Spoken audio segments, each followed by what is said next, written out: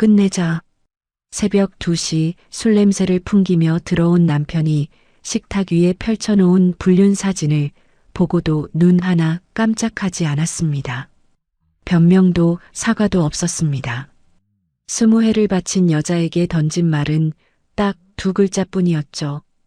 위자료 30억, 재산분할 포기 각서, 그리고 법원 주차장에서 기다리고 있던 29살 젊은 여자. 그렇게 그녀는 하루아침에 재벌가에서 쫓겨났습니다. 그런데 3년 뒤 남편이 반드시 사들여야 하는 특허의 주인이 바로 그 버림받은 전처였습니다. 사연 시작하기 전에 구독 눌러주시면 새로운 사연을 매일 받아보실 수 있어요. 오늘의 사연 시작합니다. 강도그룹 본사 63층 회장 집무실 통유리 너머로 서울 도심이 한눈에 내려다 보이는 그 방 안에서 강도연이 책상 위에 펼쳐놓은 보고서를 한 장씩 넘기고 있었습니다. 전략기획실장 오병태가 올린 인수후보 기업 10곳의 자료를 일주일째 들여다보는 중이었죠. 도연이 펜을 내려놓고 한 장을 집어들었습니다. 메디넥스, 줄기세포 면역치료 원천 특허 보유, 판교 소재. 도연이 보고서 위에 특허 목록을 손가락으로 짚으며 중얼거렸습니다. 이건 돈 주고도 못 사는 기술이야. 도연이 고개를 끄덕이며 다음 페이지를 넘겼습니다. 대표 프로필 페이지였습니다. 사진 옆에 인쇄된 3글자 위에서 도연의 손이 멈췄습니다. 한서진. 도연의 눈동자가 흔들렸습니다. 숨을 들이마신 채 내쉬지 못하고 보고서를 쥔 손가락 끝이 하얗게 질려갔습니다. 그때 서재 문이 열리며 비서실장 조현우가 들어왔습니다. 회장님, 메디넥스 건 미팅 일정을 잡을까요? 도연이 보고서를 덮고 천천히 의자를 돌려 창밖을 바라보았습니다. 조현우가 한 발짝 다가서며 다시 물었습니다. 회장님? 내가 다시 얘기하지. 도연의 목소리가 평소와 달리 낮게 가라앉아 있었습니다. 조현우는 도연이 보고서의 어느 페이지에서 오래 멈춰 있었는지 눈치챘지만 입을 다물고 고개만 숙인 뒤 서재를 나왔습니다. 도연은 그날 밤까지 서재에서 나오지 않았습니다. 3년 전 도연과 서진의 결혼 생활은 20회를 넘기고 있었습니다. 바깥에서 보면 나무랄 데 없는 재벌가의 부부였죠. 하지만 안쪽은 달랐습니다. 도연은 새벽에 들어와 아내 얼굴도 못 보고 잠들었고 주말이면 골프 접대와 해외 출장이 빠지지 않았습니다. 서진은 서울대에서 박사과정까지 마친 연구원이었지만 결혼과 동시에 실험실 대신 부엌에 서야 했습니다. 시어머니 왕 여사가 못을 박았었죠. 며느리가 연구실에 다니면 바깥에서 뭐라 하겠어. 회장 부인이면 집안을 지켜야지. 왕 여사는 서진이 그룹 임원 부인 모임에 빠지거나 재벌가 예법의 서툰 모습을 보일 때마다 도연에게 같은 말을 되풀이했습니다. 저 여자는 재벌가 며느리 그릇이 못 돼. 내가 처음부터 반대했잖아. 민준이가 초등학교에 들어가고 시간이 생기자 서진은 대학 연구실에 돌아가고 싶다고 조심스럽게 꺼냈지만 왕 여사가 도연을 통해 그 길을 막아버렸습니다. 서진은 20회 동안 연구 복귀의 꿈을 한 번도 놓지 않았지만 매번 가정이라는 울타리 안에 머물러야 했습니다. 균열이 밖으로 드러난 건 비서 윤세라 때문이었습니다. 도연보다 25살 어린 29살의 여자였죠. 왕 여사는 세라가 아들에게 다가가는 걸 알면서도 모른 척했습니다. 모른 척한 정도가 아니었습니다. 비서실을 통해 도연과 세라의 단둘 해외 출장을 주선하는 한편 같은 시기에 서진에게는 남편의 해외 일정을 알리지 못하도록 비서실에 지시를 내렸습니다. 도연과 세라의 관계가 반년쯤 이어지던 어느 날 서진의 자택 우편함에 봉투 하나가 꽂혀 있었습니다. 안에는 도연과 세라가 호텔 로비에서 나란히 서 있는 사진 3장이 들어 있었죠. 누가 보냈는지 이름은 없었습니다. 하필 서진과 도연의 결혼기념일 당일이었습니다. 이 봉투를 서진의 우편함에 넣은 건 왕여사의 운전기사 박기철이었고 왕여사가 날짜까지 맞춰 지시한 것이었습니다. 사진을 찍게 한 건 세라 본인이었죠. 하지만 이 모든 사실은 3년이 지나서야 세상에 드러나게 됩니다. 서진은 그날 저녁 식탁 위에 사진 3장을 나란히 펼쳐놓고 도연을 기다렸습니다. 새벽 2시 술 냄새를 풍기며 현관문을 연 도연이 식탁 위 사진을 보았습니다. 변명 한마디 없었습니다. 끝내자. 도연이 넥타이를 풀며 내뱉은 한마디였습니다. 서진은 의자에 앉은 채 도연을 올려다보았습니다. 20해가 그 짧은 3글자에 와르르 무너지는 소리가 들리는 것 같았지만 서진은 눈물 한 방울 흘리지 않았습니다. 알았어. 이혼 조정에서 도연 측 변호사 강민석은 위자료 30억과 강남 아파트 한 채를 제시하며 이후 재산 분할은 포기하라는 조건을 내걸었습니다. 서진의 변호사 최정아가 서류를 탁 내려놓으며 말했습니다. 대표님, 이 조건은 절대 받으시면 안 됩니다. 강도연 회장의 재산 규모를 생각하면 분할만 해도 100억이 넘어요. 이건 터무니없는 조건입니다. 서진이 고개를 저었습니다. 정아 씨, 내 계산은 다 서 있어. 15억이면 연구실 차리고 장비 들이는데 충분하고 나머지 15억이면 이 3년은 운영할 수 있어.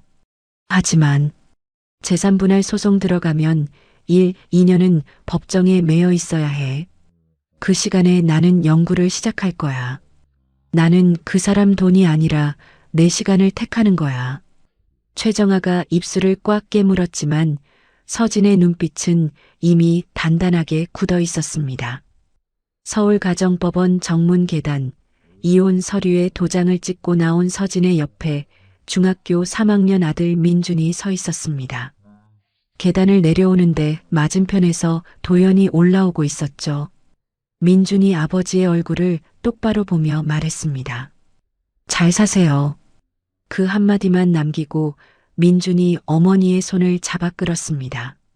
도연은 아들의 등을 향해 한 발짝도 떼지 못한 채 서 있었습니다. 민준이 주차장 쪽으로 고개를 돌렸을 때 도연의 차 옆에 세라가 기다리고 있는 모습이 보였습니다. 민준의 눈빛이 차갑게 식었습니다. 서진은 이혼 직후 자금 계획을 실행에 옮겼습니다. 15억으로 판교에 60평짜리 연구실을 얻고 기초 장비를 들였습니다. 대학원 시절 지도교수이자 중견 제약사 하늘바이오의 대표인 박종혁 교수에게 전화를 걸었죠. 교수님, 다시 연구하려고 합니다. 네가 돌아올 줄 알았다. 박종혁 교수는 자기 밑에서 공부하던 박사후 연구원 2명을 추천해 줬습니다. 면역학 전공 이재환과 세포생물학 전공 김유라였습니다. 서진은 이재환을 연구소장으로 김유라를 선임연구원으로 영입하고 셋이서 메디넥스라는 이름으로 법인을 등록했습니다. 20해 전 박사과정에서 발견한 줄기세포 면역 치료의 핵심 데이터가 논문 속에 고스란히 남아 있었고 서진은 이 데이터를 기반으로 6개월 만에 특허를 출원했습니다. 같은 시기 도연은 이혼 반년 만에 세라와 재혼했습니다. 그룹 안에서 수군거림이 돌았지만 회장 앞에서 입을 여는 사람은 없었죠. 세라는 청담동 펜트하우스에 입주하며 강도그룹 안주인 자리에 올랐지만 임원 부인들 사이에서는 노골적인 비교가 오갔습니다. 원래 사모님은 서울대 출신이셨는데 세라는 웃는 얼굴 뒤에서 이를 악물었습니다. 다시 현재 도연은 메디넥스 대표가 전처라는 사실을 확인한 뒤 이틀간 아무런 지시도 내리지 않았습니다. 사흘째 되는 날 오병태를 불렀습니다. 내가 직접 만나겠다. 회장님, 전 부인 되시는 분이라 언론에 알려지면 사업은 사업이야. 도연이 말을 잘랐습니다. 메디넥스 판교 사무실, 서진이 강도그룹 공식 서한을 펼쳐들었습니다. 심장이 빠르게 뛰었지만 표정은 바꾸지 않았습니다. 옆에서 서한을 함께 보던 이재환이 말했습니다. 강도그룹이면 대기업인데 좋은 기회 아닙니까? 서진이 서한 아래쪽 발신인 이름을 손가락으로 짚었습니다. 이 사람이 내 전남편이야. 이재환의 눈이 커졌습니다. 서진이 서한을 책상 위에 내려놓으며 말했습니다. 이 미팅은 내가 직접 나가겠어. 강도그룹 본사 50층 귀빈 접견실 3년 만에 마주 앉은 두 사람 사이에 긴 회의 테이블이 놓여 있었습니다. 도연이 먼저 입을 열었습니다. 메디넥스의 기술력은 우리가 본 어떤 회사보다 뛰어나. 전략적 협력을 제안하고 싶다. 서진이 준비한 서류를 한 장도 꺼내지 않은 채 도연의 눈을 똑바로 보며 말했습니다. 우리 회사는 매물이 아닙니다. 협력이 필요하시다면 조건은 저희가 제시하겠습니다. 서진이 자리에서 일어났습니다. 이재환과 최정아가 뒤를 따랐습니다. 엘리베이터 문이 닫히는 순간 이재환이 조심스럽게 물었습니다. 대표님, 괜찮으십니까? 서진의 손이 미세하게 떨리고 있었습니다. 괜찮아. 다시는 저 사람 앞에서 흔들리지 않을 거야. 접견실에 남은 도연이 서진의 빈 자리를 한참 바라보다가 오병태에게 낮게 중얼거렸습니다. 저 사람이 저렇게 강한 사람이었나? 서진이 인수 제안을 거절하고 돌아간 다음 날 도연이 전략기획실에 긴급 지시를 내렸습니다. 메디넥스 없이 바이오 사업을 밀고 갈 수 있는 대안을 찾아 일주일 안에 보고해. 오병태가 국내외 바이오 벤처 12곳과 대학기술이전센터 5곳을 뒤졌습니다. 일주일 뒤 오병태가 보고서를 들고 회장 집무실에 들어섰을 때 도연의 표정이 이미 답을 알고 있다는 듯 굳어 있었습니다. 회장님, 메디넥스의 원천 특허를 대체하거나 우회할 기술은 어디에도 없습니다. 도연이 펜을 책상 위에 내려놓았습니다. 다음 달 이사회에 바이오 사업 1단계 지연을 보고해야 하는 상황이었습니다. 건설과 유통의 매출 성장률이 3년째 떨어지고 있었고 이사회와 투자자들은 바이오를 차세대 먹거리로 내놓으라고 압박하고 있었죠. 사회이사 장태수가 며칠 전 비공식 자리에서 한 말이 도연의 귀에 맴돌았습니다. 바이오 진출이 1년 넘게 늦어지면 시장이 등을 돌려 주가도 버틸 수 없어. 메디넥스를 포기할 수도 서진에게 다시 고개를 숙일 수도 없는 자리였습니다. 같은 시각 청담동 펜트하우스, 세라가 도연의 비서실 일정 시스템에 접속해 지난주 스케줄을 훑고 있었습니다. 화면 위에서 한 줄이 세라의 눈에 걸렸습니다. 메디넥스 대표 미팅, 한서진. 세라의 손가락이 마우스 위에서 멈췄습니다. 가슴이 철렁 내려앉았지만 세라는 저녁 식탁에서 애써 자연스러운 목소리를 꺼냈습니다. 메디넥스 미팅은 어떻게 됐어? 도연이 젓가락을 든 채 고개도 돌리지 않았습니다. 사업건이야. 신경 쓰지 마.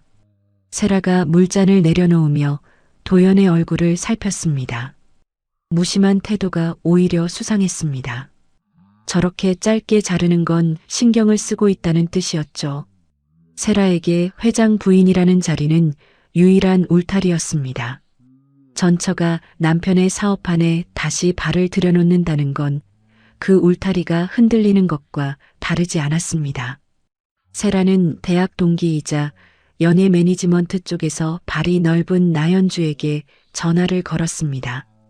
현주야, 나 좀 도와줘. 한서진이라는 사람, 지금 뭐하고 사는지 좀 알아봐줘. 일주일 뒤 나현주가 가져온 정보는 세라의 예상을 완전히 벗어난 것이었습니다. 서진이라는 사람, 바이오 업계에서 특허 여왕이래. 줄기세포 면역 치료 분야에서 국내 최고라고 하더라. 일본 대형 제약사랑 기술 협력 논의도 진행 중이라는 기사까지 나왔어. 세라가 전화기를 쥔 손에 힘이 들어갔습니다. 자신이 명품 가방과 호텔 스파로 3년을 보내는 동안 서진은 업계에서 손꼽히는 인물이 되어 있었습니다. 세라는 곧장 강도그룹 사회이사 장태수를 찾아갔습니다. 변호사님, 메디넥스 인수가 되면 전처가 그룹 안에 들어오는 거예요. 회사 운영이든 가족관계든 복잡해질 수밖에 없잖아요. 장태수가 커피잔을 내려놓으며 고개를 갸웃했습니다. 사모님 걱정은 이해하지만 그건 좀 다른 문제고 회장의 전처가 끼어드는 인수인데 검토도 안 하고 밀어붙여도 되는 건가요? 장태수가 잠시 생각하더니 입을 열었습니다. 기업 운영 차원에서 신중할 필요는 있겠지. 이사회에서 한번 점검해 보겠소. 같은 주 도연은 방향을 바꿨습니다.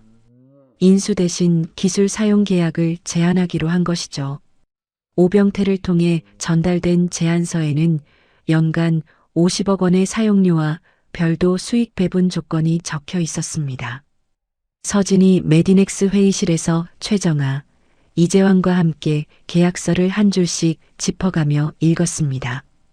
여기 이 조항 보여요? 최정아가 계약서 한 페이지를 손가락으로 두드리며 말했습니다. 강도그룹 쪽에만 유리한 독점 조건이에요. 해지 조건도 저쪽이 일방적으로 결정할 수 있게 되어 있고요. 이재환이 고개를 저으며 말했습니다. 이건 우리 기술만 빼가고 나중에 버릴 수 있는 구조입니다. 서진이 계약서를 덮으며 말했습니다. 거절 서한 보내. 다만 마지막에 한 줄 넣어줘. 동등한 조건이라면 다시 이야기할 수 있다고. 이재환이 서진의 얼굴을 살피며 물었습니다. 완전히 끊지는 않으시려는 겁니까? 사업은 사업이니까. 서진의 목소리는 담담했습니다. 하지만 도연은 서한 끝에 남긴 그 여지를 잊지 못했습니다. 2번 거절당한 도연은 정면 대신 뒤로 돌아가기로 했습니다. 메디넥스에 투자한 벤처캐피탈 유니벤처스의 대표 김영식에게 저녁 자리를 잡았죠. 김 대표, 유니벤처스가 갖고 있는 메디넥스 지분 18% 우리한테 넘길 생각 없어? 김영식이 와인잔을 천천히 돌리며 말했습니다. 회장님, 솔깃한 제안이긴 합니다만 한 대표하고 10년 가까이 함께한 사이라 검토할 시간을 좀 주십시오. 이틀 뒤 김영식이 서진에게 직접 전화를 걸었습니다. 한 대표님, 강도연 회장 쪽에서 저한테 지분 인수를 타진해 왔습니다. 알고 계셔야 할 것 같아서요. 서진이 수화기를 쥔 손에 힘이 들어갔습니다. 정면에서 2번 거절당하고는 뒤에서 경영권을 빼앗으려 한 것이었습니다. 서진이 곧바로 최정아에게 전화를 걸었습니다. 정아 씨, 우리 정관에 경영권 방어 조항 어떻게 되어 있어? 지분 우선 매수권은? 최정아가 정관을 뒤진 뒤 보고했습니다. 기존 주주 우선 매수 조항이 있습니다. 김영식 대표가 지분을 받게 팔려면 대표님 동의가 있어야 해요. 서진이 즉시 투자자 전원에게 서면을 보냈습니다.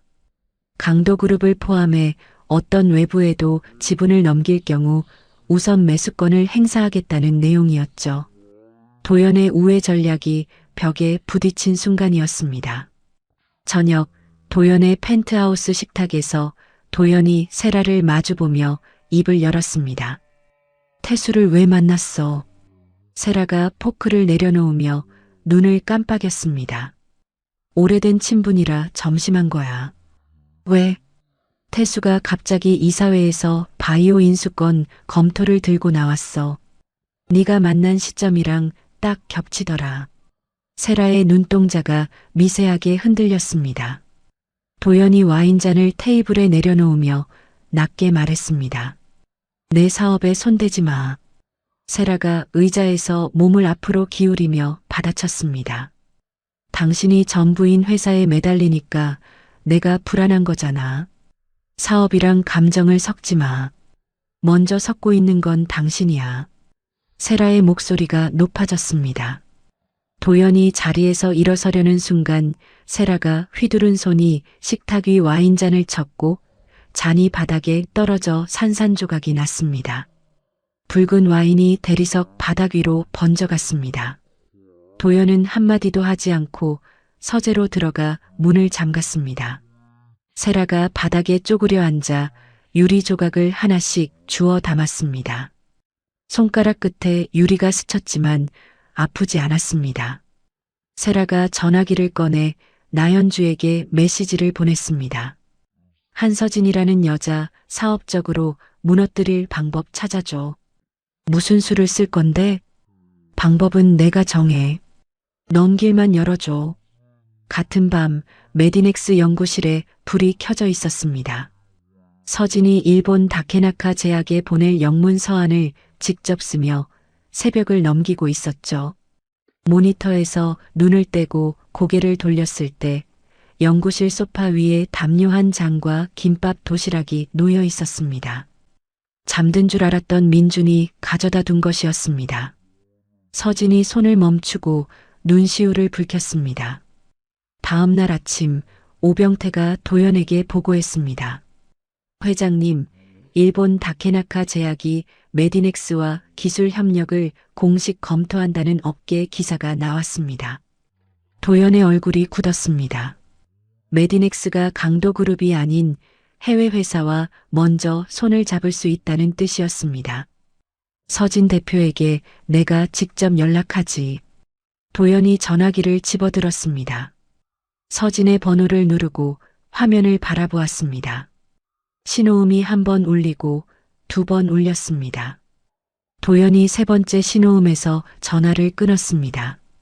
전화기를 책상 위에 내려놓고 창밖을 바라보았습니다. 오병태가 서재를 나서며 조현우에게 조용히 말했습니다. 회장님이 메디넥스 건에 개인 감정이 들어간 것 같아. 실무선에서 대비해 두자. 조현우가 고개를 끄덕이며 낮게 답했습니다. 이건 실무로 풀 수 있는 문제가 아닐 수도 있습니다. 서진이 다케나카 제약에 서한을 보내고 열흘쯤 지난 어느 오전이었습니다.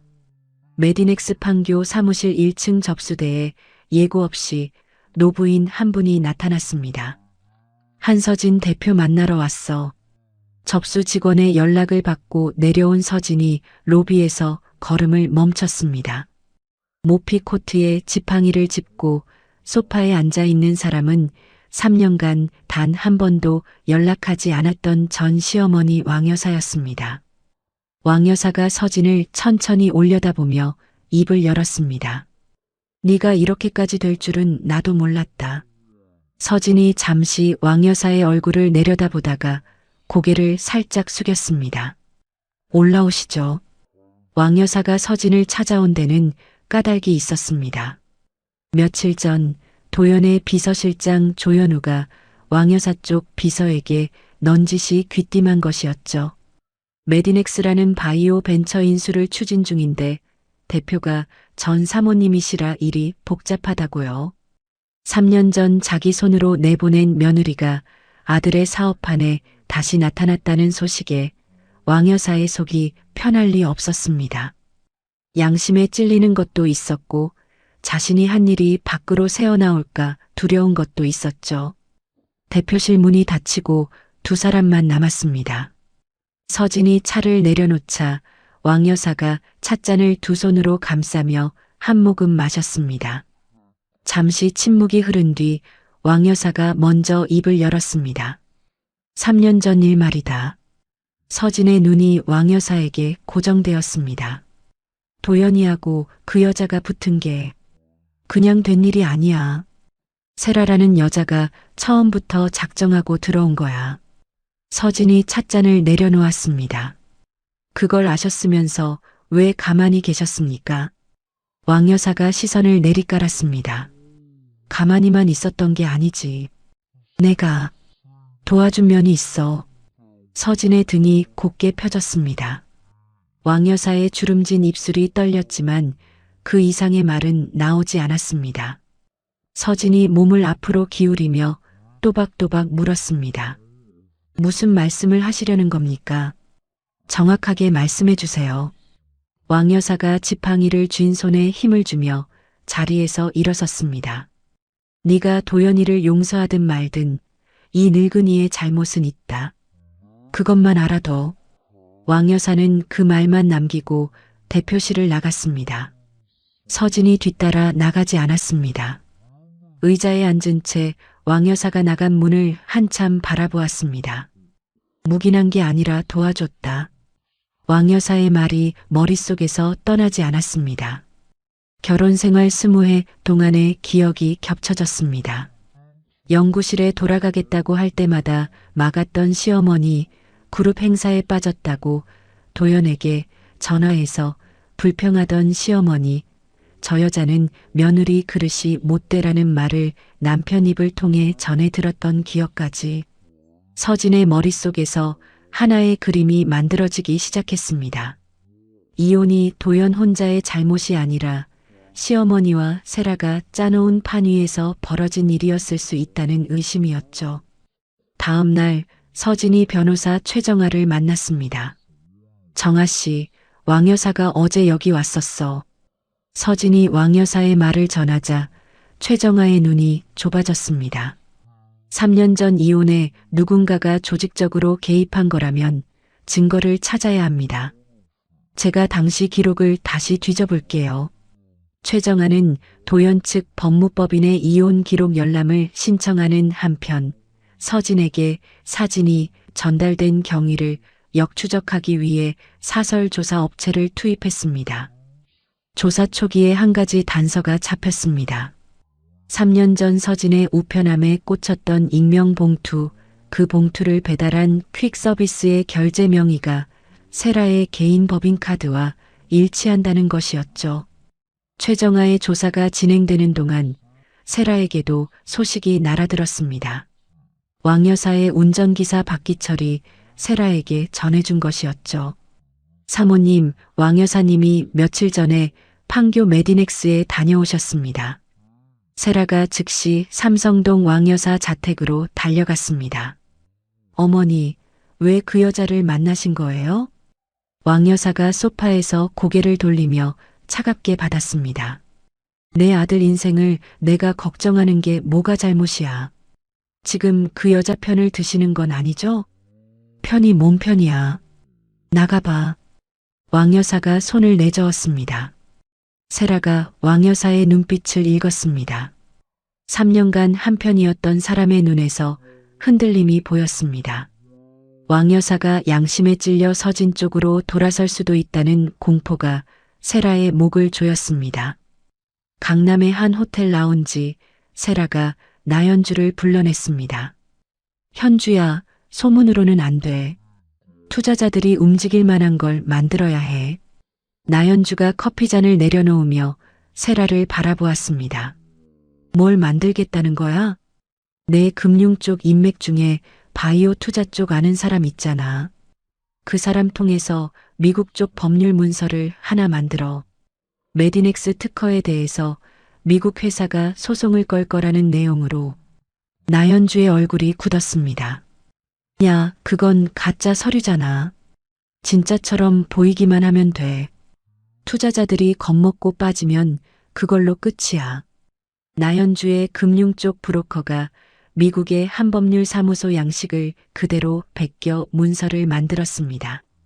미국 바이오 기업이 메디넥스의 원천 특허를 무효로 만들겠다는 소송을 준비 중이라는 내용이었죠.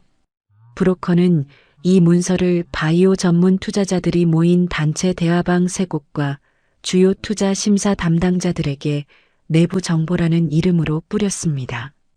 정교하게 만든 문서였기에 투자자들이 당장 진위를 가리기 어려웠습니다.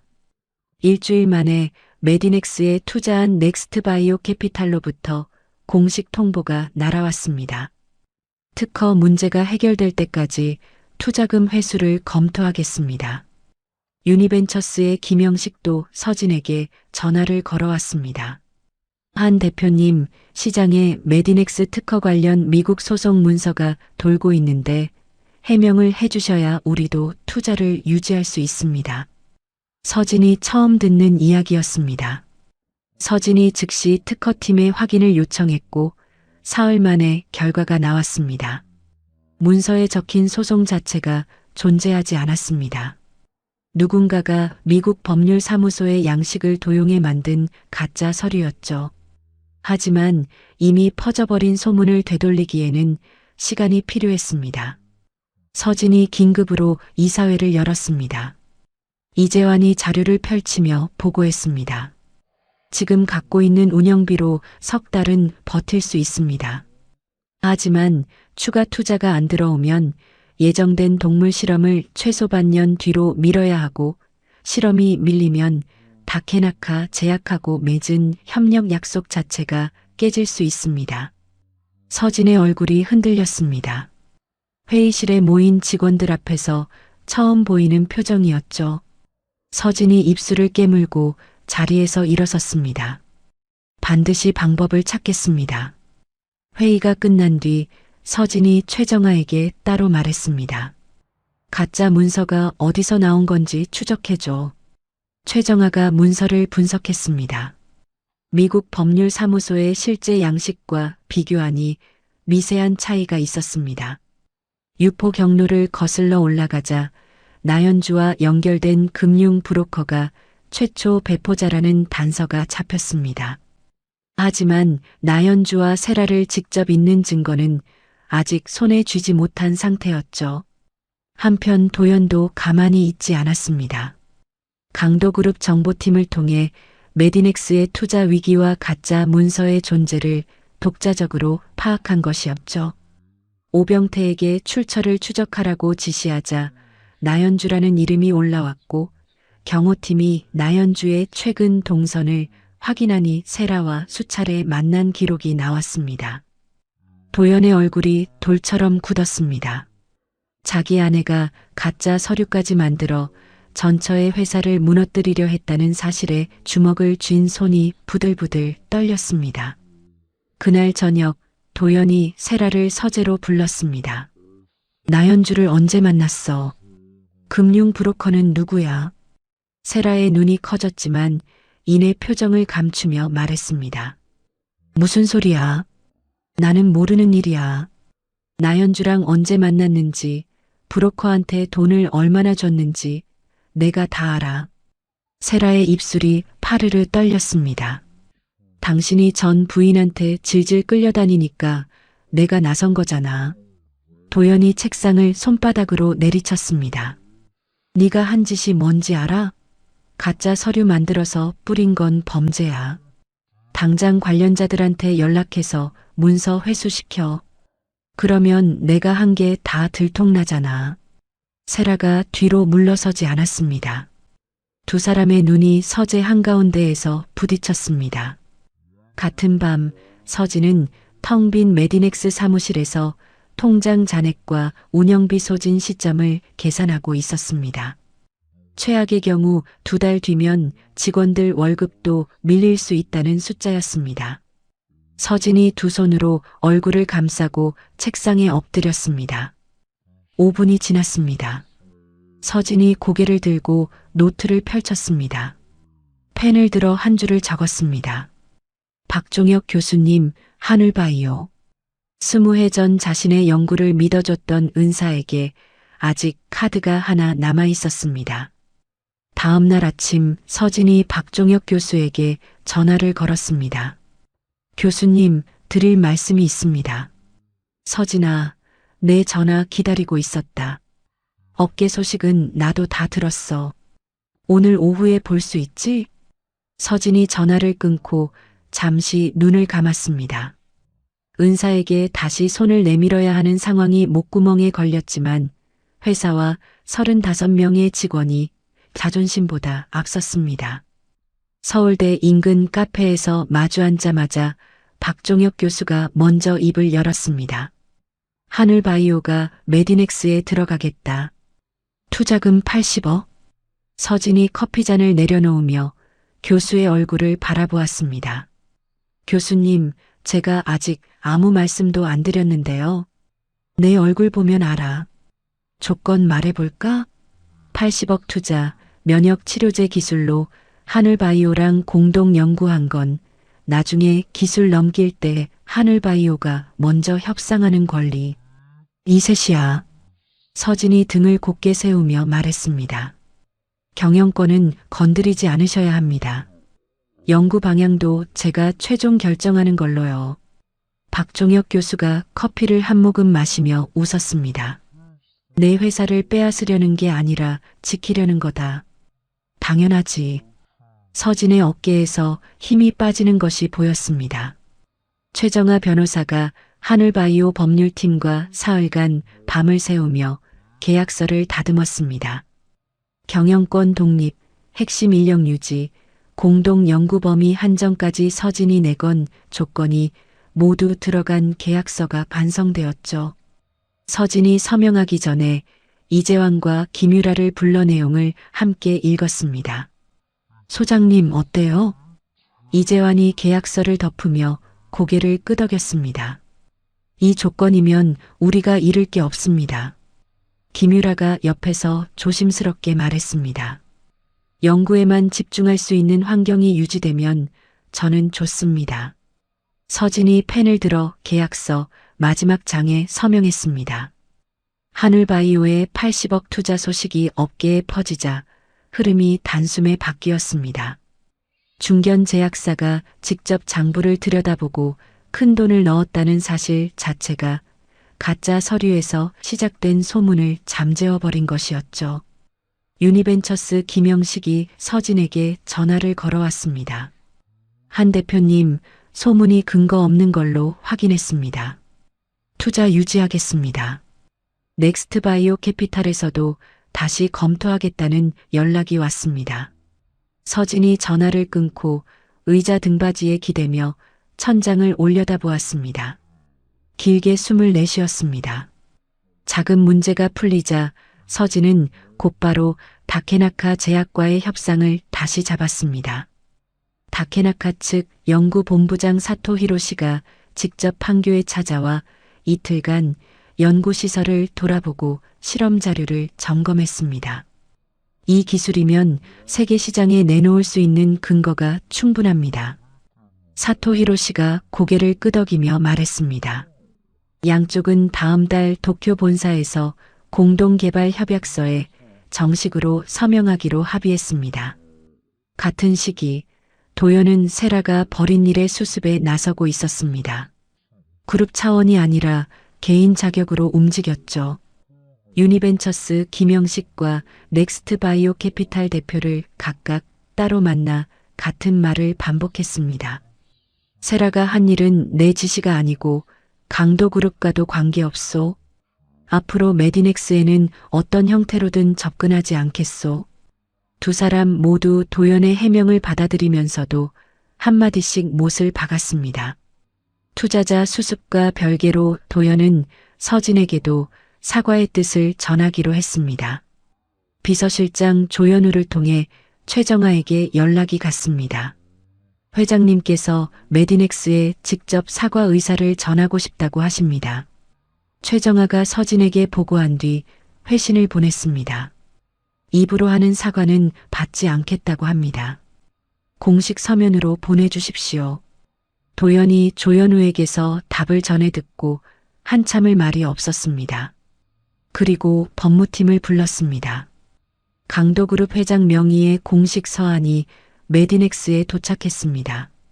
서한에는 세라의 가짜 서류 유포로 투자 환경을 흔든 것에 대한 사과가 담겨 있었고 지분 우회 인수를 시도한 것에 대해서도 사과한다는 내용이 들어 있었습니다. 앞으로 메디넥스의 경영에 어떤 식으로든 부당한 힘을 쓰지 않겠다는 약속까지 적혀 있었죠. 서진이 서한을 3번 읽었습니다. 우회 인수 시도까지 사과한 것을 확인하고 서한을 책상 위에 내려놓으며 낮게 중얼거렸습니다. 변했네, 도연 씨가. 서진이 최정아에게 전화를 걸었습니다. 이 서한 원본 잘 보관해. 나중에 법적으로 필요할 수 있으니까. 그리고 세라 건하고 3년 전 이혼 건 조사는 멈추지 마. 알겠습니다. 증거가 다 모이면 세라에 대해서는 가짜 서류 만든 건으로 고발할 수 있고 왕 여사에 대해서도 손해배상 청구를 할 수 있습니다. 아직은 아니야. 지금은 회사 키우는 데만 집중할 거야. 소송은 힘을 너무 많이 잡아먹어. 서진의 목소리는 단단했습니다. 한편 도연의 집에서는 눈에 보이는 변화가 시작되고 있었습니다. 도연이 세라와 밥을 따로 먹기 시작한 것이었죠. 집안에서 나누는 말도 줄었습니다. 세라는 도연이 자신을 정리하려는 게 아닌가 하는 불안에 잠을 이루지 못했고 남몰래 이혼 전문 변호사를 만났습니다. 만약 남편이 이혼하자고 하면 제가 받을 수 있는 재산이 얼마나 됩니까? 공격하던 사람이 방어를 준비하기 시작한 것이었습니다. 민준이가 어머니에게 조심스럽게 말을 꺼낸 건 그 무렵이었습니다. 엄마, 나도 나중에 엄마처럼 연구하는 사람이 되고 싶어. 서진이 민준이의 머리를 쓸어주며 말했습니다. 네가 하고 싶은 걸 하면 되지. 엄마를 따라 할 필요 없어. 민준이의 눈빛이 진지했습니다. 그 뒤로 민준이는 주말마다 메디넥스 연구실에 찾아와 이재환에게 기초 세포 배양 실험을 배우기 시작했습니다. 이재환이 어느 날 서진에게 귀띔했습니다. 대표님, 민준이가 실험 기록을 정리하는 걸 보면 타고난 연구자 기질이 있습니다. 서진의 입가에 미소가 번졌습니다. 도쿄 다케나카 제약 본사 대형 회의실, 서명식 날이었습니다. 일본 바이오 업계 주요 인사 30여 명이 자리를 채웠고 한국에서 박종혁 교수도 건너왔습니다. 서진이 사토 히로시와 나란히 협약서에 서명하는 사진이 한국과 일본 양쪽 경제 매체의 메인 기사로 실렸습니다. 서명식 뒤 기자회견에서 서진이 마이크 앞에 섰습니다. 이 기술은 한국의 작은 연구실에서 세 사람이 시작한 연구에서 비롯되었습니다. 이제 두 나라의 협력을 통해 세계의 환자들에게 다가가겠습니다. 기자회견이 끝나고 박종혁 교수가 서진에게 다가와 어깨를 잡으며 말했습니다. 내 스승으로서 이보다 자랑스러운 순간이 없다. 서진의 눈시울이 붉어졌습니다. 이재환이 한 발 뒤에서 그 장면을 조용히 휴대폰에 담았습니다. 도연은 비서실에서 올라온 뉴스 요약에서 서진의 도쿄 서명식 기사를 읽었습니다. 도연이 오병태를 불렀습니다. 메디넥스 인수권 오늘부로 공식 철회한다. 이사회에 보고해. 오병태가 고개를 들었습니다. 기술 협력 가능성은 서진 대표가 먼저 제안하기 전까지 우리 쪽에서는 손대지 않는다. 오병태가 이사회에 수정안을 올리자 사회이사 장태수를 포함해 전원이 동의했습니다. 강도그룹과 메디넥스 사이의 긴장이 공식적으로 끝난 순간이었습니다. 그날 밤 서재에서 도연은 혼자 앉아 자신이 서진에게 한 일을 처음부터 되짚어 보았습니다. 20해 동안 연구를 포기하게 놔둔 것, 다른 여자와 바람을 피운 것, 끝내자는 한마디로 정리한 것, 그리고 인수와 우회 지분 매입까지 어느 것 하나 서진의 뜻을 물은 적이 없었습니다. 도연이 책상 서랍을 열어 사진 한 장을 꺼냈습니다. 서진이 대학원 졸업식 가운을 입고 환하게 웃고 있는 사진이었습니다. 도연이 사진을 오래 들여다보다가 서랍에 다시 넣고 서재 불을 껐습니다. 도쿄에서 돌아온 다음 날 아침 서진이 판교 사무실에 들어서자 직원들의 박수가 터졌습니다. 이재환이 도쿄에서 찍은 서진과 박종혁 교수의 사진을 사무실 게시판에 붙여놓은 것이 보였습니다. 서진이 환하게 웃으며 말했습니다. 이제 진짜 시작이에요. 다들 더 바빠질 겁니다. 서진이 대표실에 들어가 문을 닫았습니다. 혼자 창밖을 바라보며 낮은 목소리로 말했습니다. 여기까지 오는데 3년이 걸렸다. 책상 위에는 도연이 보낸 공식 사과 서한과 다케나카 협약서 사본이 나란히 놓여 있었습니다. 다케나카 제약과 협약서를 맺고 6개월이 흘렀습니다. 메디넥스가 공동 연구를 통해 개발한 줄기세포 면역 치료제 MNX-301이 동물 실험을 통과한 것이죠. 실험 결과가 세계적인 학술지에 실리면서 유럽, 미국, 스위스 세 곳의 대형 제약사에서 동시에 협력 제안이 들어왔습니다. 서진이, 이재환, 최정아와 함께 세 곳의 제안서를 나란히 펼쳐놓고 검토했습니다. 하늘바이오에서 파견된 사업개발 전문가 정수민이 각 회사의 세계 시장 유통망과 임상 시험 능력을 비교 분석한 보고서를 2주 만에 올렸죠. 대표님, 세계적으로 임상 시험 인프라가 가장 탄탄한 곳은 스위스의 노바젠 파마입니다. 서진이 보고서를 덮으며 고개를 끄덕였습니다. 노바젠이랑 먼저 이야기하자. 노바젠 파마와의 협상이 본격적으로 시작되기 직전 서진에게 뜻밖의 초청장이 날아왔습니다. 미국 보스턴에서 열리는 세계 바이오 학회에서 한국 바이오 벤처 대표로 기조연설을 해달라는 것이었죠. 연설 당일 청중석에는 미국과 유럽의 의약품 관련 고위 관계자들과 대형 제약사 대표들이 앉아 있었습니다. 서진이 단상에 올라 MNX-301의 작용 원리와 동물 실험 결과를 20분간 발표했습니다. 발표가 끝나자 미국 측 자문위원이 마이크를 잡고 말했습니다. 이 기술은 사람을 대상으로 한 임상시험에 들어갈 충분한 조건을 갖추고 있습니다. 객석에서 박수가 터졌습니다. 연설이 끝난 뒤 서진에게 명함을 건네려는 사람들이 줄을 이었고 옆에서 지켜보던 이재환이 서진에게 다가와 말했습니다. 대표님, 우리가 진짜 여기까지 왔네요. 서진이 무대 계단을 내려오며 웃었습니다. 아직 반도 안 왔어요. 사람 대상 임상이 진짜 싸움이에요. 서진의 웃음 뒤로 눈가가 붉어져 있었습니다. 보스턴에서 돌아온 서진이 판교 근처 한 식당을 빌려 메디넥스 전 직원 회식을 열었습니다. 창업 때 3명이던 인원이 35명으로 늘어난 뒤 전원이 한자리에 모인 건 이날이 처음이었죠. 서진이 자리에서 일어나 직원들을 둘러보며 말했습니다. 여기 앉아있는 여러분 한 명 한 명이 없었으면 오늘은 없었어요. 초기 멤버인 김유라가 먼저 눈물을 쏟았습니다. 이재환이 물잔을 들며 말했습니다. 대표님 때문에 박사후 연구원 월급 포기하고 왔는데 후회 없습니다. 식당 안에 웃음과 울음이 한꺼번에 번졌습니다. 같은 시기 민준이는 고등학교 2학년이 되어 대학 진학 준비를 하고 있었습니다. 서진과 함께 서울대, 연세대, 카이스트의 생명과학과를 돌아다니며 정보를 모았죠. 주말이면 여전히 메디넥스 연구실에서 이재환에게 세포 배양 실험을 배우고 있었습니다. 서진이 어느 날 일기장을 펼치고 한 줄을 적었습니다. 이 아이가 나를 따라 하려고가 아니라 자기 자신의 호기심으로 이 길을 택하길 바란다.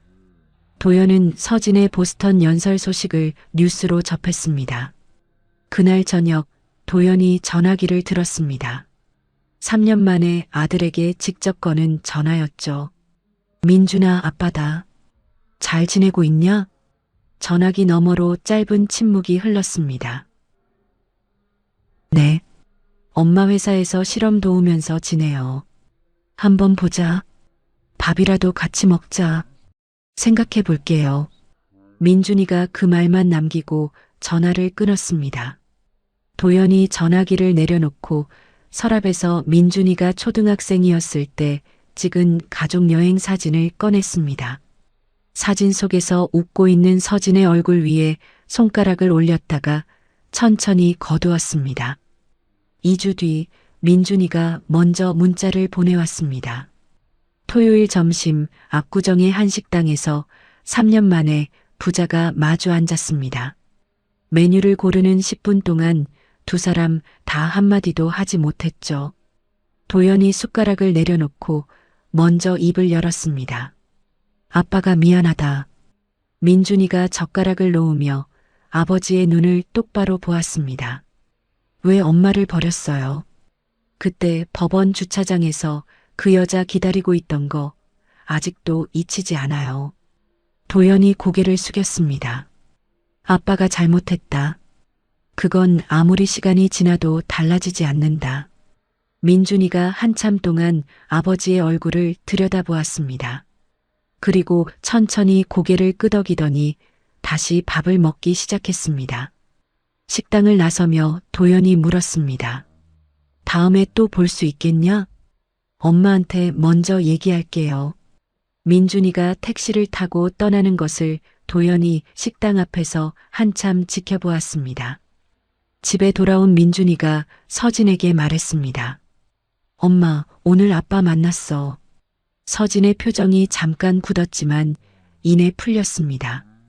네가 아빠를 만나고 싶으면 만나도 돼. 그건 내 선택이야. 엄마가 싫으면 안 만나.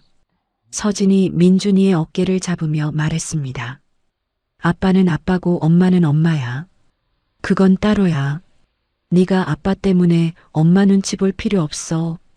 민준이가 방에 들어간 뒤 서진이 부엌에 서서 물을 한 잔 따라 마셨습니다. 한 잔으로 모자라 한 잔을 더 마셨습니다.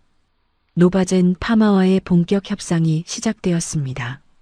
서진이 정수민, 최정아, 이재환으로 구성된 협상단을 이끌고 3주간 화상회의 4차례, 스위스 출의, 본사 방문 2차례를 소화했습니다. 노바젠 측이 처음 내민 조건은 선급금 300억이었습니다. 서진이 협상 테이블에서 노바젠 측 대표의 눈을 보며 말했습니다. MNX-301의 원천 특허 가치는 이 금액에 맞지 않습니다. 미국과 유럽의 다른 제약사들도 여전히 관심을 보이고 있고요. 최종 계약은 선급금 500억, 단계별 선과 지급금을 포함해 총 3천억 원 규모로 마무리되었습니다. 한국 바이오 벤처 역사상 가장 큰 기술 수출이었죠. 노바젠 측 협상 대표가 서진에게 악수를 청하며 말했습니다. 이렇게 강한 벤처 대표는 처음 봅니다. 서울 여의도에서 열린 계약 체결 기자회견장에는 박종혁 교수, 유니벤처스 김영식, 다케나카의 사토 히로시까지 서진의 여정을 함께한 사람들이 모여 있었습니다. 서진이 노바젠 대표와 나란히 계약서에 서명한 뒤 기자들 앞에서 말했습니다. 3년 전 작은 연구실에서 3명이 시작한 꿈이 여기까지 왔습니다. 기자회견이 끝나고 서진이 휴대폰을 확인하자 문자 한 통이 와 있었습니다. 도연이었습니다. 축하한다. 정말 대단하다. 서진이 문자를 읽고 화면을 한참 바라보았습니다. 답장을 보내지 않았지만 삭제하지도 않았습니다. 그날 밤 서진과 민준이가 집에서 딸기 케이크를 사다 놓고 둘만의 축하 파티를 했습니다. 엄마 진짜 멋있다. 오늘 기자회견 영상으로 봤어. 네가 옆에 있어서 여기까지 온 거야. 두 사람이 소파에 나란히 앉아 텔레비전을 보다가 민준이가 먼저 잠이 들었습니다. 서진이 담요를 덮어주다가 손을 멈췄습니다. 민준이의 잠든 얼굴에서 도연을 닮은 눈매가 보였습니다. 서진이 휴대폰을 집어들어 도연의 문자 화면을 다시 열었습니다. 한참을 바라보다가 휴대폰을 뒤집어 테이블에 놓았습니다. 거실 창밖으로 판교 방향의 메디넥스 사무실의 불빛이 보였습니다. 이재환과 김유라가 다음 연구를 준비하며 밤을 새우고 있을 것이었죠. 서진이 소파에 기대어 눈을 감았습니다. 노바젠 파마와의 계약을 맺고 2주 뒤 월요일 오전이었습니다. 서진이 대표실에서 노바젠 측과 화상회의를 하고 있는데 이재환이 급하게 문을 열고 들어왔습니다. 이재환의 얼굴이 하얗게 질려 있었습니다. 서진에게 메모 한 장을 건넸죠. 민준, 학교 체육 시간 중 코피 후 실신. 서울대 병원 응급실 이송. 서진의 손에서 펜이 떨어졌습니다. 재환 씨, 회의 이어서 진행해줘. 서진이 그 말만 남기고 핸드백을 집어들었습니다. 대표실 문이 닫히기도 전에 서진은 이미 복도를 뛰고 있었습니다. 서울대 병원 응급실 침대 위에서 민준이가 수액줄을 팔에 꽂은 채 누워 있었습니다. 얼굴이 종이처럼 하였죠. 엄마 괜찮아. 코피 좀 났을 뿐이야. 민준이가 애써 웃어 보였지만 서진의 눈에는 아들의 입술까지 핏기가 없는 것이 먼저 들어왔습니다.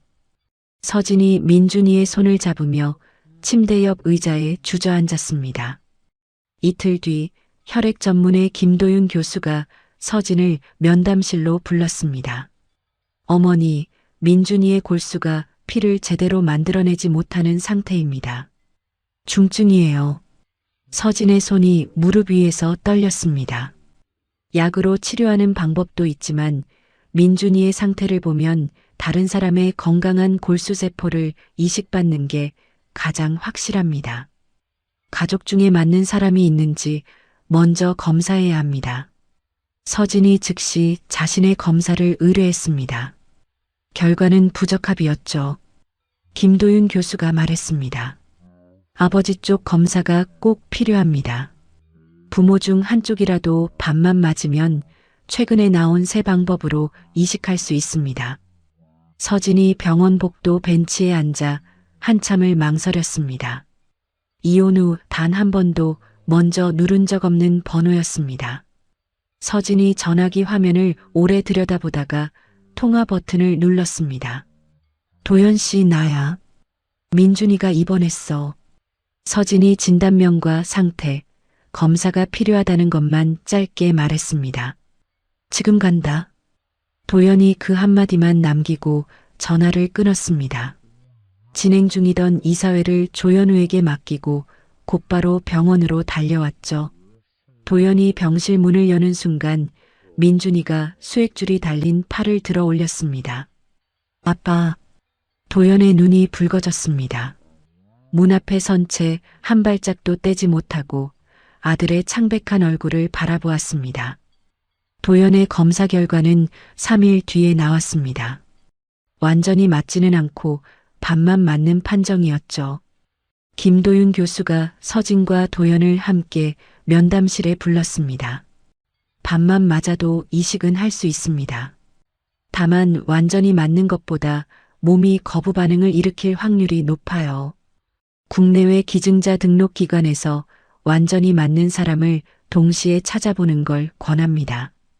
서진과 도연이 동시에 고개를 끄덕였습니다. 도연이 가진 모든 것을 동원했습니다. 강도그룹 해외 법인을 통해 일본, 미국, 독일의 기증자 등록 기관에 긴급 검색을 요청했고 비서실장 조현우에게는 돈은 얼마든 상관없다고 지시했죠. 하지만 민준이의 골수 유형이 흔치 않은 것이어서 초기 탐색에서 맞는 사람이 나오지 않았습니다. 민준이의 입원이 길어지면서 메디넥스에도 영향이 미쳤습니다. 노바젠 파마와의 임상시험 준비가 서진 없이는 결정이 늦어지기 시작한 것이죠. 서진이 이재환을 불러 말했습니다. 재환 씨, 노바젠 건 전부 맡아줘. 내 아들이 먼저야. 회사는 당신이 지켜. 이재환이 고개를 숙이며 답했습니다. 노바젠 쪽은 정수민 팀장하고 제가 처리하겠습니다. 대표님은 민준이한테만 집중하세요. 박종혁 교수도 직접 전화를 걸어왔습니다. 회사 걱정은 마. 내가 재환이를 도와줄 테니. 어느 저녁 도연이 또 병원에서 밤을 새우고 돌아왔습니다. 현관문이 열리자 세라가 거실에 서 있었습니다. 당신은 내 남편이야. 그 여자 내 가족 보호자가 아니라고. 도연이 외투를 벗으며 세라를 바라보았습니다. 내 아들이 죽을 수도 있는 상황에서 지금 그런 말이 나와? 세라가 입을 다물었습니다. 도연이 옷도 갈아입지 않은 채 다시 현관문을 열고 나갔습니다. 세라가 닫힌 문 앞에서 움직이지 못했습니다. 도연의 눈에서 자신을 향한 마지막 실오라기마저 끊어진 것이 보였습니다. 그 주 안에 세라가 이혼 전문 변호사를 찾아갔습니다. 세라가 도연에게 이혼 소송을 건 것이었죠. 도연이 가정을 돌보지 않았다는 이유를 내세우며 강도그룹 지분과 위자료를 요구했습니다. 소송이 제기된 당일 경제신문 일면에 기사가 실렸습니다. 강도그룹 주가가 하루 만에 떨어졌죠. 도연은 아들의 병실과 소송 대응 사이를 오가야 했습니다. 그룹 법무팀장에게 세라의 소송을 맡기며 지시했습니다. 우리도 맞소송 준비해. 세라가 메디넥스에 가짜 서류 뿌린 증거 전부 정리해둬. 한 달, 두 달이 지나도 완전히 맞는 기증자는 나타나지 않았습니다.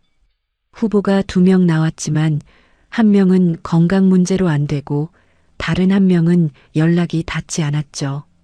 민준이의 상태는 수혈로 버티고 있었지만 감염 위험이 높아져 무균실로 옮겨야 할 만큼 나빠졌습니다. 김도윤 교수가 서진과 도연에게 말했습니다. 더 이상 기다리는 게 위험할 수 있습니다. 서진이 무균실 유리창 너머로 마스크를 쓴 채 누워있는 민준이를 바라보았습니다. 밤마다 유리창에 이마를 대고 울었습니다. 민준이가 유리창 너머로 어머니를 보며 노트에 글을 써서 유리창에 대고 보여줬습니다. 엄마 울지 마. 나 괜찮아. 서진이 손으로 입을 막았습니다. 도연이 병원에 올 때마다 복도 반대편에 조용히 앉아 같은 유리창을 바라보았습니다. 서진과 한마디도 나누지 않았지만 둘 다 같은 두려움 속에 있었습니다. 김도윤 교수가 서진과 도연을 다시 면담실에 불렀습니다. 최근에 저희 병원에서 밤만 맞는 골수를 이식할 때 거부 반응을 크게 줄이는 새 방법을 도입했습니다. 이 방법이라면 도연 씨의 골수세포를 쓸 수 있습니다. 교수가 1시간 넘게 새 방법의 성공 가능성과 부작용, 회복 기간을 설명했습니다.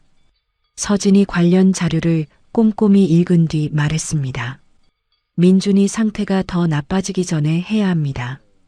도연이 곧바로 답했습니다. 내 몸에서 나가는 거로 아들을 살릴 수 있으면 뭐든 하겠습니다. 두 사람이 서로를 바라보았습니다. 동시에 고개를 끄덕였습니다. 이식이 결정된 뒤 김도윤 교수가 도연에게 설명했습니다. 이식 전 닷새 동안 매일 병원에 오셔서 주사를 맞으셔야 합니다. 골수세포를 혈액 속으로 끌어내는 준비 과정이에요. 다음 날부터 도연은 매일 아침 8시에 병원에 출석해 주사를 맞았습니다.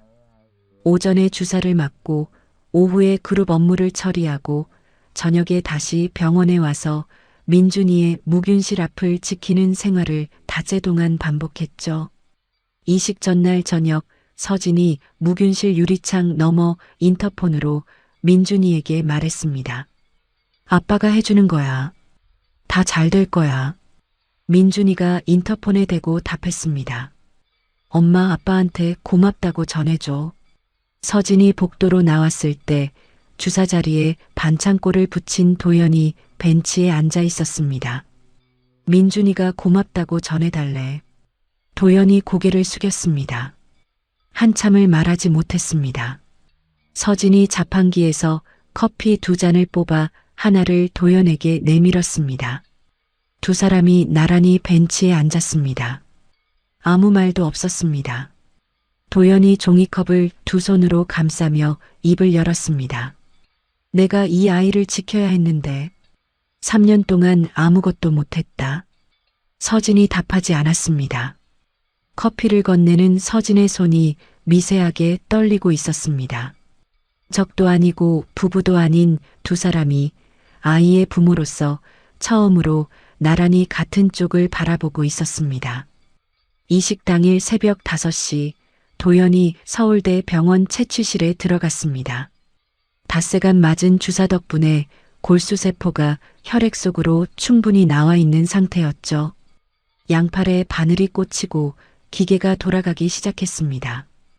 피가 한쪽 팔에서 빠져나가 기계를 거쳐 다른 팔로 돌아오는 과정이 4시간 동안 이어졌습니다. 도연이 천장을 바라보며 낮게 중얼거렸습니다.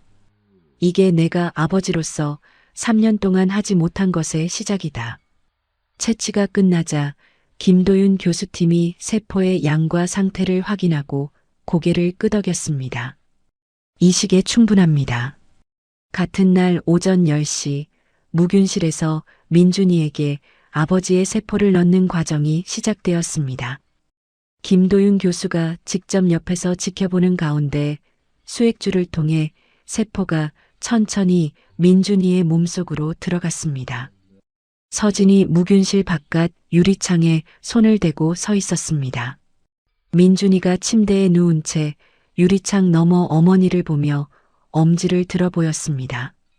김도윤 교수가 서진과 도연에게 설명했습니다. 넣어준 세포가 골수의 자리를 잡고 세피를 만들어내기까지 2~3주가 걸립니다. 그동안 면역력이 바닥이라 감염 관리가 제일 중요합니다.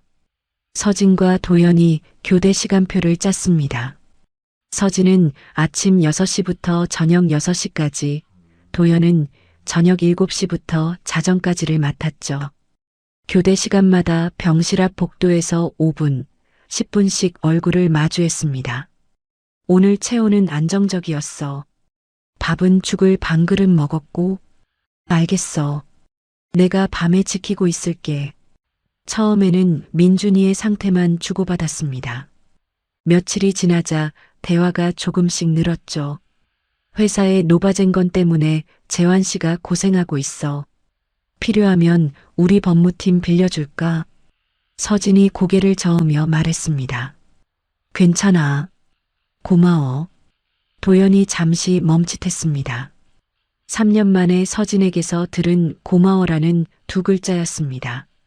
이식 후 7일째 밤 민준이에게 미열이 올랐습니다. 팔 안쪽에 붉은 발진이 번지기 시작했죠. 당직 의료진이 긴급으로 김도윤 교수를 불렀습니다. 거부 반응 초기 증상일 수 있습니다. 약 용량을 올리겠습니다. 이틀 안에 더 나빠지는지가 고비예요. 서진이 면담실을 나와 복도 벽을 짚었습니다. 다리에 힘이 풀렸습니다. 도연이 한밤중에 연락을 받고 병원으로 달려왔습니다. 서진이 복도 벤치에서 두 손으로 얼굴을 감싸고 있는 모습이 보였습니다. 도연은 다가가지 않았습니다. 복도 반대편에 앉아 같은 유리창을 바라보았죠. 그리고 조현우에게 전화를 걸었습니다. 삼성서울병원이랑 아산병원에서 혈액 쪽 최고 전문가를 김 교수 자문으로 붙일 수 있는지 알아봐. 48시간이 지났습니다. 민준이의 발진이 팔에서 몸통으로 번지는 듯 했지만 약 용량을 조절하고 보조 치료를 병행하자 셋째 날부터 발진이 줄어들기 시작했습니다. 김도윤 교수가 말했습니다. 거부 반응이 가벼운 단계에서 잡혔습니다.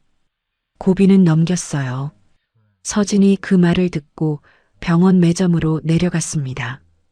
이식 후 처음으로 제대로 된 밥을 앞에 놓았죠. 숟가락을 드는데 맞은편에 도연이 쟁반을 들고 서 있었습니다. 두 사람이 마주보고 앉아 말없이 밥을 먹었습니다. 이식 후 14일째 아침 혈액 검사 결과가 나왔습니다. 김도윤 교수가 복도로 나와 서진에게 말했습니다. 세포가 자리를 잡기 시작했습니다. 가장 큰 고비는 넘겼어요. 서진이 무균실 유리창 앞에서 무릎을 꿇었습니다. 소리 없이 울었습니다. 복도 끝에서 도연이 벽에 이마를 대고 어깨를 떨었습니다. 서진이 이재환에게 전화를 걸었습니다. 재환 씨, 민준이 고비 넘겼어. 이재환이 전화를 끊자마자 직원 전체에게 메시지를 보냈습니다. 서진의 휴대폰에 응원 메시지가 쏟아졌죠. 박종혁 교수에게서도 문자가 왔습니다. 하늘이 돕는다. 이제 네가 돌아올 차례다. 서진이 답을 보냈습니다. 곧 돌아가겠습니다. 민준이의 상태가 안정되기 시작한 시점에서 세라의 이혼 소송 첫 재판이 열렸습니다. 세라 측 변호사가 말했습니다. 남편은 결혼 생활 내내 가정을 돌보지 않았고 전처 가족에게만 편향적으로 시간을 쏟아 부부관계를 무너뜨렸습니다. 도연 측은 맞소송을 걸며 증거를 제출했습니다. 세라가 만들어 뿌린 가짜 서류 원본, 나연주와의 통화 기록, 브로커에게 건넨 돈의 내역, 세라의 법인카드 결제 기록이었죠. 결정적 전환은 나연주가 증인으로 나섰을 때 일어났습니다. 세라 씨의 지시로 미국 법률사무소 양식을 베껴 가짜 서류를 만들었고 투자자들에게 뿌렸습니다. 서류 만드는 비용과 브로커 비용은 세라 씨가 냈습니다. 세라 측 변호사가 반박을 시도했지만 날짜와 금액까지 맞아떨어지는 증거 앞에서 말문이 막혔습니다. 두 번째 재판에서 더 큰 반전이 나왔습니다. 도연 측이 추가로 낸 증거에는 3년 전 이혼에 숨겨진 전말이 담겨 있었습니다.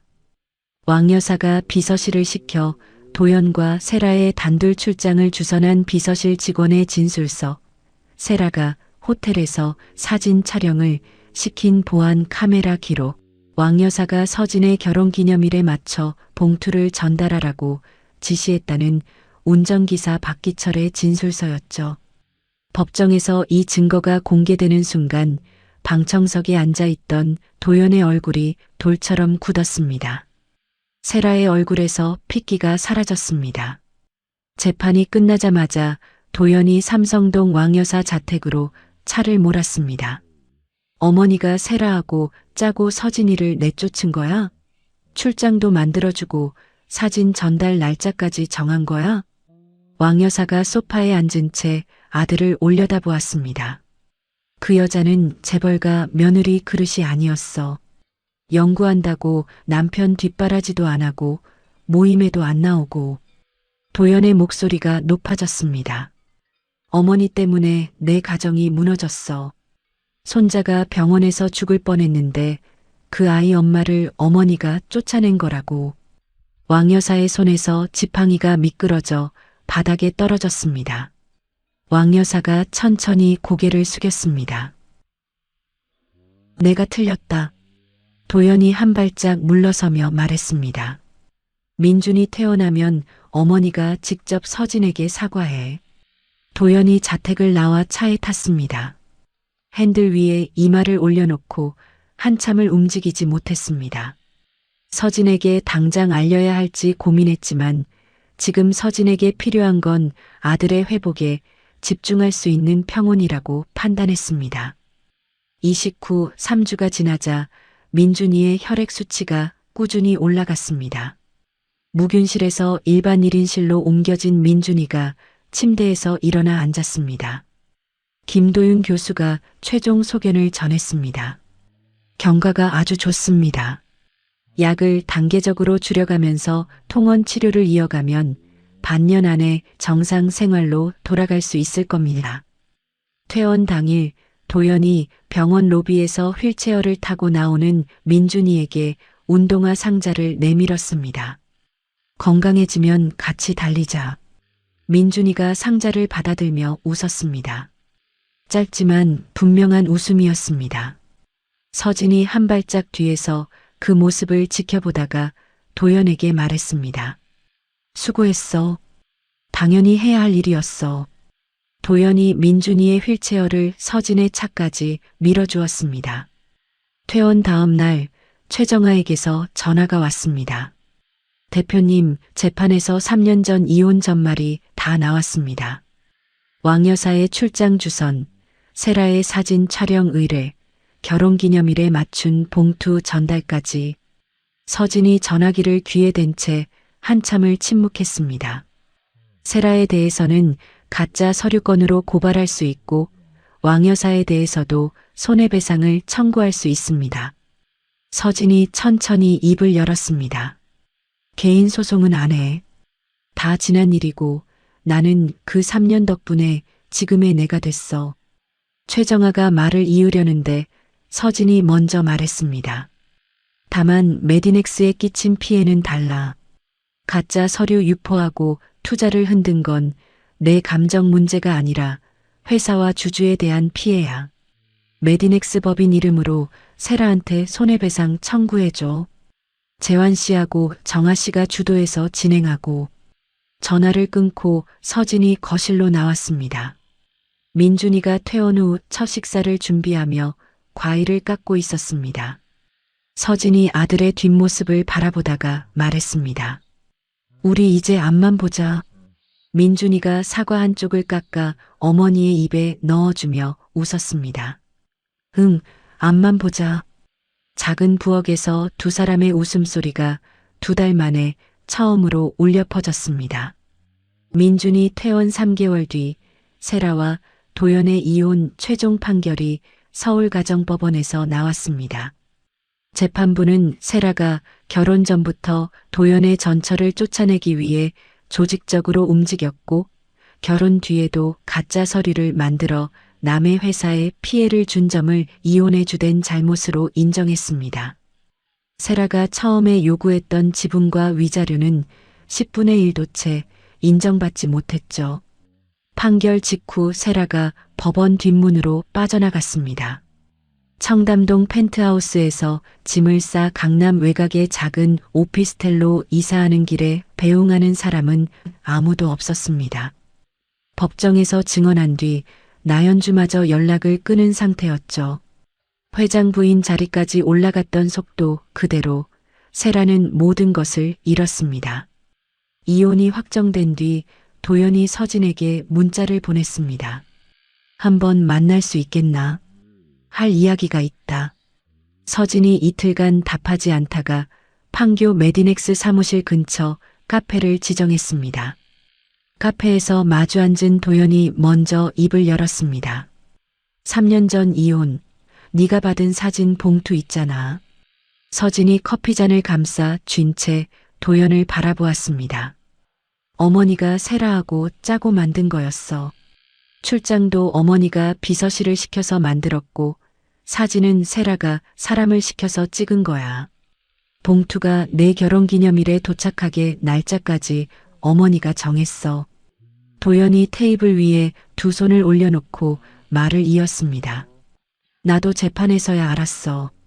민준이 입원해 있을 때 알게 됐는데 그때 내한테 말하면 민준이한테 집중을 못할까봐 퇴원 뒤로 미뤘다.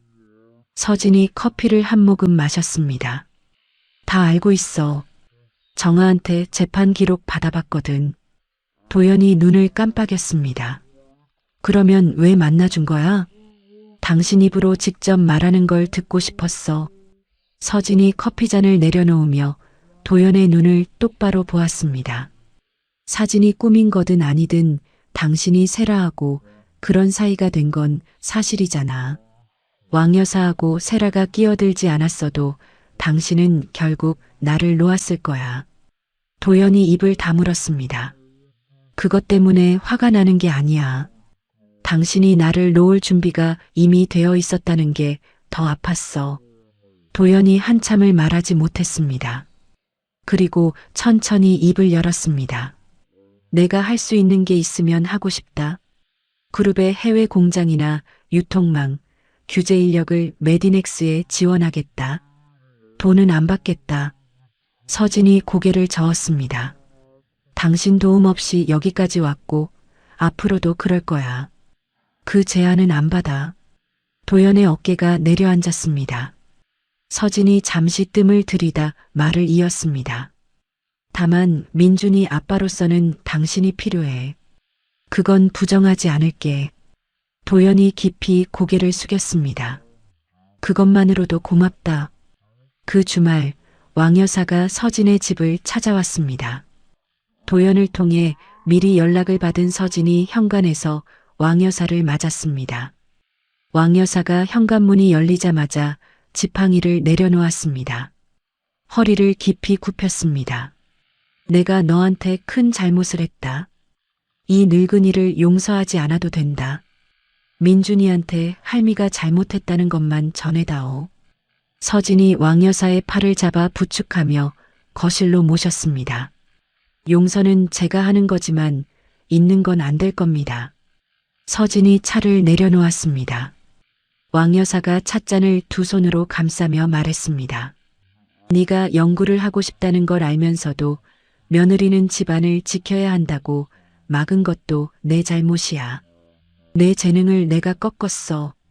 서진이 왕 여사의 주름진 손을 바라보며 말했습니다. 어머님 탓만은 아닙니다. 제가 스스로 택한 부분도 있으니까요. 왕 여사가 떠난 뒤 서진이 거실 소파에 앉았습니다. 이 가족에게 얽힌 매듭이 하나씩 풀려가고 있었지만 풀린 매듭이 다시 이어지는 것과 새로 시작하는 것은 다른 일이었습니다. 서진이 메디넥스에 복귀했습니다.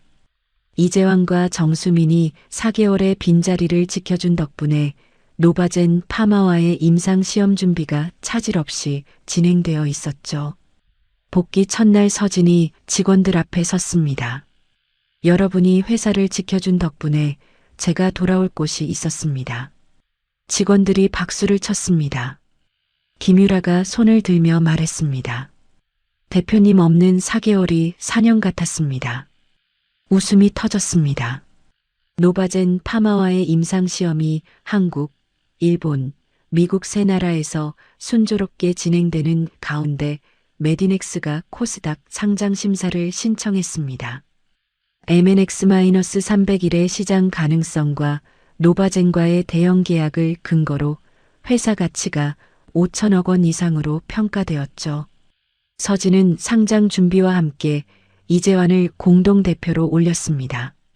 김유라를 포함한 핵심 연구원 8명에게는 회사의 주식을 나눠주며 말했습니다. 이 회사는 한 사람의 것이 아니라 함께 만든 모든 사람의 것이에요. 민준이는 이식 후 반년간의 통원 치료에서 모든 수치가 정상으로 돌아왔습니다. 김도윤 교수가 웃으며 말했습니다. 거의 다 나은 거예요. 약도 차차 끊을 수 있습니다. 건강을 되찾은 민준이가 고등학교 3학년 수시 전형으로 서울대학교 생명과학부에 합격했습니다. 합격 통지서를 받은 날 민준이가 어머니에게 먼저 전화를 걸었습니다. 엄마, 나 서울대 붙었어. 서진이 대표실에서 혼자 울었습니다. 민준이가 두 번째로 건 전화는 아버지에게였죠. 도연이 사무실에서 한참을 웃었습니다. 도연은 세라와의 이혼과 아들의 병을 겪고 나서 달라졌습니다. 강도그룹 안에 재단을 만들어 희귀 혈액질환 환자 가족 지원과 골수 기증 활성화 사업을 시작했죠. 재단 자문위원으로 김도윤 교수를 초빙했습니다. 기자회견에서 기자가 물었습니다. 전부인 가족과의 일이 계기가 된 겁니까? 도연이 짧게 답했습니다. 내 아들이 계기였습니다. 서진이 뉴스로 재단 소식을 접하고 최정아에게 말했습니다. 도연 씨도 변할 수 있는 사람이었구나. 최정아가 고개를 갸웃하며 말했습니다. 사람은 잃어봐야 아는 법이죠. 그래도 개인 소송 안 한 거 아직 아깝습니다. 서진이 웃으며 답했습니다. 그 힘을 회사에 쓴 게 훨씬 남는 장사였어. 메디넥스 코스닥 상장일 여의도 한국거래소 1층 로비에 서진, 이재환, 박종혁 교수, 정수민, 김유라를 비롯한 메디넥스 직원 전원이 모여 있었습니다. 유니벤처스 김영식, 다케나카의 사토 히로시까지 자리를 채웠죠. 서진이 거래소 2층 타종 단상으로 올라가는 계단에서 잠시 발을 멈췄습니다. 이혼 직후 판교의 60평 연구실에서 이재환, 김유라와 셋이서 라면을 끓여 먹던 첫날 밤이 떠올랐습니다. 오전 9시 정각, 서진이 타종 망치를 들어 종을 3번 울렸습니다. 전광판에 메디넥스의 이름과 시초가가 떴습니다. 객석에서 박수가 터져 나왔습니다.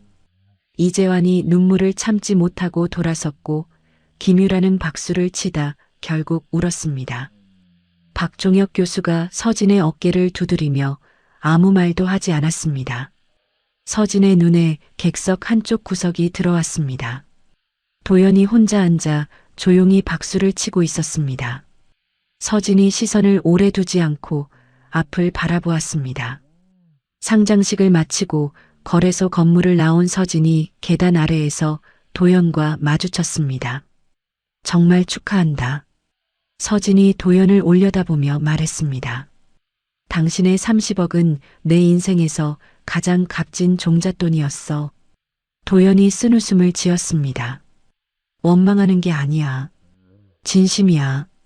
그 돈 없었으면 연구실을 못 차렸을 거야. 치욕이라고 생각했던 그 30억이 결국 나를 여기 세운 미천이 된 거야. 네가 대단한 거야. 나는 돈만 줬을 뿐이야. 도연이 고개를 숙였습니다.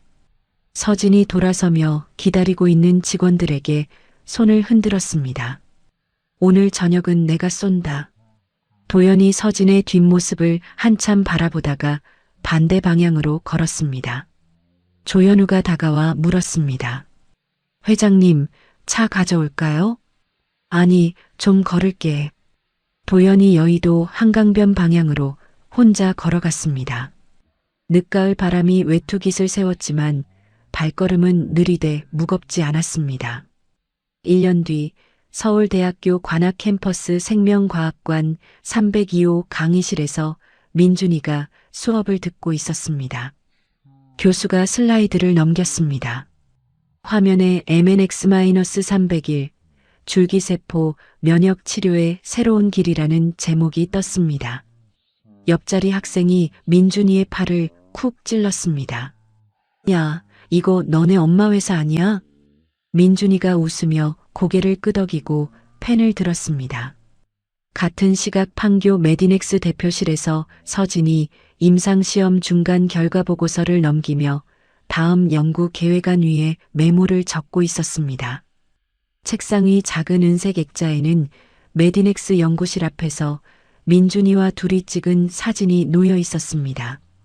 3년 전 30억과 함께 끝났다고 생각했던 이야기는 그때부터 시작이었습니다.